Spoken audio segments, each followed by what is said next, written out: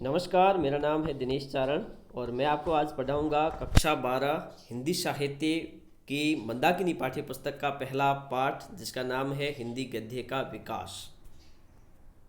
कक्षा 12 के अंतर्गत हम जब हिंदी गद्य के विकास को लेकर बात करते हैं तो सबसे पहले हिंदी गद्य, किसी भी भाषा का गद्य क्या होता है। अगर सीधे शब्दों में कहना चाहे तो जिस शब्दार्थ युक्त भाषा का साधारण बातचीत में प्रयोग होता हो तो उसे हम गद्य कहते हैं। मोटा मोटी तौर पर हम यूँ समझ सकते हैं कि जिसमें किसी भी प्रकार के काव्यशास्त्रीय नियमों का पालन नहीं किया जाना होता है और जो भाषा, जो शब्दावली, जो शब्दार्थ व्याकरणिक नियमों के आधार पर लिखी जाती है तो वो साधारण बोलचाल की भाषा होती है और उसी को हम गद्य कहते हैं। अब दरअसल हिंदी गद्य का विकास आधुनिक युग की देन है जैसा कि हम समझते हैं। उसके पश्चात अगर हम हिंदी साहित्य का इतिहास देखते हैं तो ये पाते हैं कि आदिकाल में भी गद्य का लेखन कार्य हो रहा था। प्रथम बार प्रयोग हिंदी साहित्य में अगर देखा जाए तो आदिकाल में भी होता है, लेकिन आधुनिक युग में ही एक परिष्कृत हिंदी गद्य का विकास क्यों होता है, इसके पीछे कुछ परिस्थितियां थी जिसको लेकर आज हम संक्षिप्त में चर्चा करने वाले हैं। ठीक है, सबसे पहले हम ये समझ लें कि हिंदी गद्य की कुछ विधाएं हैं। ठीक है, तो प्रत्येक साहित्य की अपनी विधा होती है और जैसे कि काव्य की या फिर पद्य की अगर हम विधाओं की बात करें तो उससे मोटा मोटी तौर पर खंड काव्य और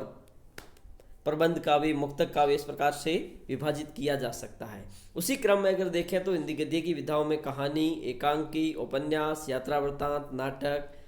रिपोर्टाज, निबंध, जीवनी, आत्मकथा और साक्षात्कार, ये सारी की सारी हिंदी की गद्य विधाएं हैं। अब हम बात करेंगे कि दरअसल आधुनिक युग में ही हिंदी गद्य का विकास क्यों होता है। दरअसल होता यूं है कि आधुनिक युग एक ऐसा युग था, सबसे महत्वपूर्ण बात, इस युग में धर्म सुधार आंदोलन हुआ था और ये जो धर्म सुधार आंदोलन था इसमें भाषा का विकास होना बेहद ज़रूरी था, क्योंकि जन जन तक अपनी वाणी को पहुंचाने के लिए एक ऐसी भाषा की आवश्यकता थी जो ज़्यादा से ज़्यादा लोगों द्वारा समझी और बोली जा सकती थी। इसके लिए जो धर्म सुधार आंदोलन हुए थे उन्होंने क्षेत्रीय भाषाओं का प्रयोग किया और क्षेत्रीय भाषाओं के माध्यम से लोगों को ज़्यादा से ज़्यादा धर्म को लेकर जागरूक किया। धर्म सुधार आंदोलन मोटा मोटी तौर पर क्या था कि उस समय जब अंग्रेजी शासन व्यवस्था धीरे धीरे स्थापित हो रही थी, उस स्थिति में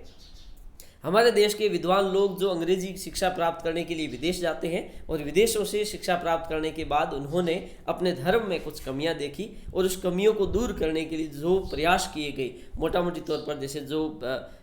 ब्रह्म समाज है राजा राम मोहन राय जी के द्वारा, आर्य समाज है दयानंद सरस्वती जी के द्वारा और विवेकानंद जी के द्वारा जो रामकृष्ण मिशन की स्थापना की गई, एनी बिसेंट जी के द्वारा जो थियोसॉफिकल सोसाइटी की स्थापना की गई, तो ये सारे के सारे धर्म सुधार आंदोलन थे जिन्होंने इस प्रकार से कार्य किया था। दूसरी बात रहती है कि आधुनिक युग में गद्य के विकास में महत्वपूर्ण योगदान देती है फोर्ट विलियम कॉलेज। 1800 ईस्वी में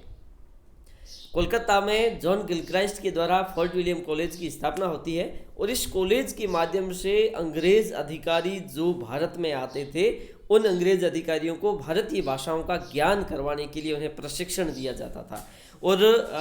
भारतीय भाषाओं में गद्य पुस्तकों का लेखन किया जा रहा था। और अगर हम हिंदी के स्तर पर देखें तो लल्लू लाल और सदल मिश्र दो एक ऐसे विद्वान थे जिन्होंने फोर्ट विलियम कॉलेज में रहकर हिंदी गद्य की पुस्तकों का लेखन किया था। इसी प्रकार से अगर बात करें तो समाचार पत्र है वो भी अपना महत्वपूर्ण कार्य इस क्षेत्र में कर रहे थे।